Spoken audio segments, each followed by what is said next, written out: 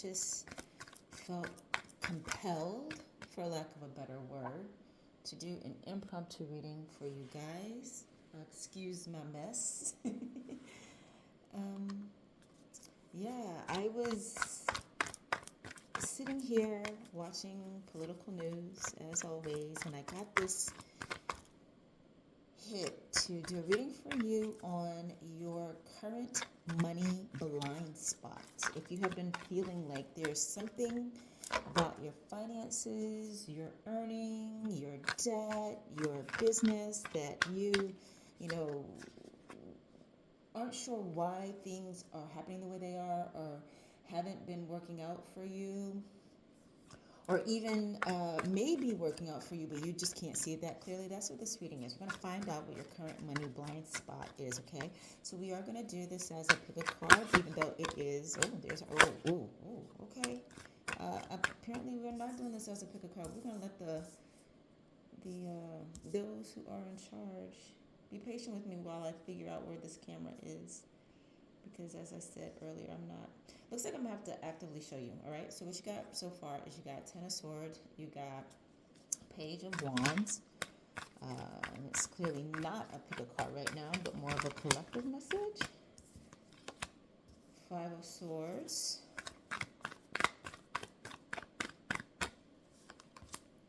And the Judgment card. All right. So right away, of course, y'all already know this without me saying it to you. That Ten of Swords speaks to some self-sabotage, okay? It is a situation where you're not letting yourself see what's not working. Something is very obviously holding you back or very obviously standing in the way. It might even be someone who is working against you actively, and there's a part of you that knows it, but you don't want to believe it. I just heard Oprah Winfrey say recently that if you have a friend, if there is somebody in your life that has even a whiff of jealousy for what you are doing, what you are accomplishing, what you want for yourself, you have to get rid of that person. You cannot keep them in your life because they will be, she didn't say this part, but this is what she was implying, they will be a poison to what it is you are trying to do. They will derail you. And this is not saying that someone outside of us has more power than us. It's just that if you care for this person, if you love this person, you have empathy for this person. So your instinct is going to factor in their discomfort with your success. And in this case, it feels as though there is a situation here. So that's what makes it self-sabotage, right? Because this is somebody who you are choosing to keep around or choosing to keep working with. If you are a business owner, it could be an employee that you have, or if you work for somebody else, it could be the job itself that you have that you've known for a long time doesn't work for you. But whatever this thing is, whatever first popped up in your mind when I said that, it is time for you to let that person or situation go. It will help you earn more. The second card you guys have here is the Page of Wands. Let me show you that. Oh, there's my face.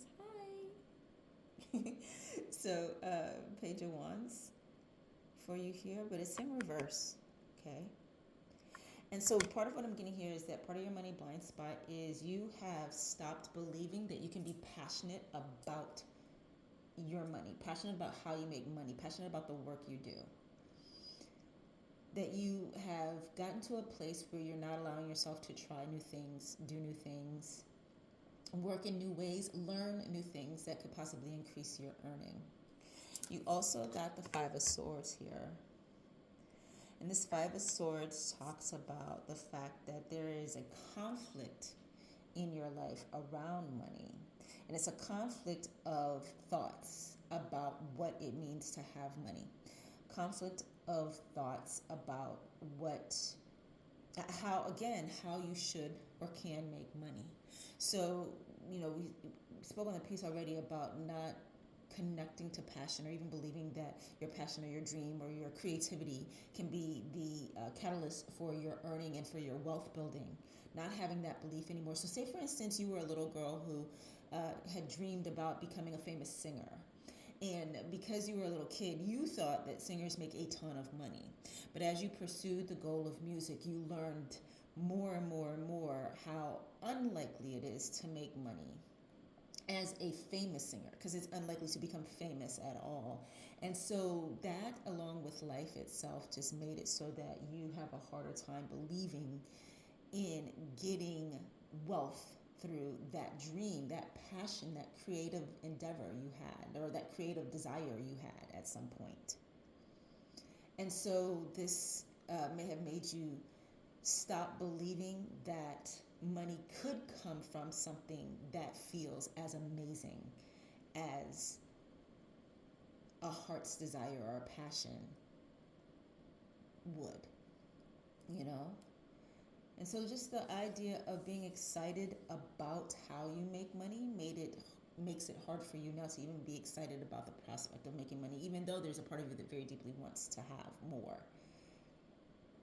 And the mindset stuff, that's this five of swords definitely has something to do, or is talking some about the mindset stuff. And like, who are you surrounded by? Whose words are you hearing? Whose conversations are you listening to? Whether they are speaking directly to you or you're finding them on media, who are you watching? Who is getting your attention? Whose words are you giving credence to? Pay very close attention to the energy of those words, because there is something in them, something in like whoever it is you are primarily focused on or listening to in regards to money. I'm guessing it's not me. Because that person, the energy behind or underneath the way that person looks at money, thinks about money, talks about money, it's scarcity thinking. Not just scarcity thinking, it's outright almost hostility towards money. And that can be influencing you and making you feel as though. So again, this is the influence of somebody else is this blind spot, These two might even be the same person. However, I am getting that for some of you, it's a media, this conflict around the thoughts of money it's a media personality that you are focused on listening to. Someone who just, listen, one of the things that we have to be mindful of when we listen to people talk, when people tell us their thoughts and their feelings, just because it is logically sound doesn't make it accurate. And what are the influences making that person see things the way they see things? What is their bias and why? What have they experienced? What are their pains, their hurts, their dramas, their traumas from the past that influences them to think that way? And the other thing to consider is, and this is very important, not everything somebody says out loud is something that they actually believe. So this can be true about people in your life that are talking to you at a certain time in a certain way.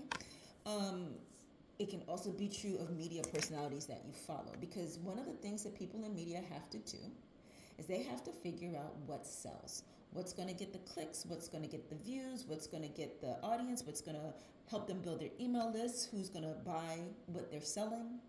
And we have a lot of people out there that are putting forth messages that aren't even truly what they think or feel. And there are some that will put out messages that are deliberately negative so they can sell you the solution. So just be very, very mindful of any words that you are hearing coming from any source, whether it's a media personality or someone in your real life, or even, again, just snippets of overheard conversations. If it is that last one, if it's snippets of overheard conversations, then what you have going on there is a spirit of poverty hanging around you. And it is drawing to your attention the negative thoughts, beliefs, words about money that others are speaking. So you are like a magnet for it at this time. You know how law of attraction works? You know how vibrations work? We attract to us that which vibrates at the same level that we're at right now. And this your blind spot may be this spirit that's hanging on you and making you too attuned to these conversations that have nothing to do with you. They're not even about you. People aren't talking to you, but you're picking up on it and you're hearing the message so often. I'm also getting that if you are someone who watches a lot of politics like me, if you listen to a lot of political news or financial news, how is that affecting how you are thinking about and processing the concept of money for you, what is possible for you? Nothing is near as bad as what it is you are hearing, regardless of the source from where you are hearing it. You are believing lies right now. And those lies are creating a conflict inside of you because there is a part of you, the main part of you, the true you, and your higher self, your highest spirit guides, ultimate self, whatever you want to call it, whatever goddesses you're connected to, or God or angels that you're connected to, they believe for you the best thoughts. I sound like freaking Donald Trump right now. The best thoughts about money. But something else is coming into your awareness and making you have an inner conflict around that, okay? And it's tying you up. And then finally, the last card you guys got is the Judgment card. And this Judgment card is, I feel, very much saying to you, get back to your calling. You have been derailed, possibly because of disappointments that were associated with what you thought was your calling, or might even actually be your calling. But the more you learned about it, like I was saying in the example about like a young girl who wanted to be a singer, the more you learned about it and weighed it against what you've heard societally about money, or from your family about money, from your teachers about how you should earn money, they did not coincide with each other very well. And so you stepped away from that which would have brought you, again, the most joy. So you've got this in the most excitement and connected to your passion. So you had this, this Page of Wands in reverse here. And that, is representative of that moment, or the multiple moments where you stepped away from that which is actually your true calling. And if you let yourself get back in alignment with that calling, let yourself believe in it again. Let yourself know that you have the right to it again. Your money is going to improve as a result of that. Whether it turns into massive wealth or not, you don't have to have massive wealth to have healthy money. There are some types of endeavors, some careers, some businesses that do, by the nature of those things, result in massive wealth. And there are others that are not. But you can still have enough for your life because of living within the calling or the thing you are meant to do. But you have to align all of those choices. You have to not just make the choice to do a certain kind of work. I wonder if I turn it this way, can you see it better? Not even a little bit. Anyway, but also making lifestyle choices that coincide with that work that you are meant to do. That is where you're going to have the most abundance and the most financial fulfillment, safety, and security. When you align with that which you are called to do. And for some of you, it will be that the money will come directly through that endeavor. And for others, it will be that the universe provides for you through others to make sure you have everything you need to be able to focus on doing the work you are called to do without the distraction of debt or financial anxiety or fear. Okay? All right, so if I were to take all of this together, you got a couple of things that came through here in terms of blind spots. And if you take it all together, it's really about getting realigned with what is truly you. Letting yourself choose what is truly you, regardless of what is being said by anybody else, whether you know them personally or you're just overhearing conversations or you're listening to them in the media. All right, you guys?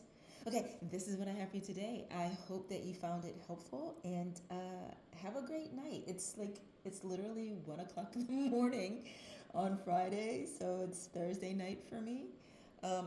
If you're back on the West Coast where I came from, it's still early there. So maybe some of you guys will see this. But my East Coast people, I know y'all are asleep.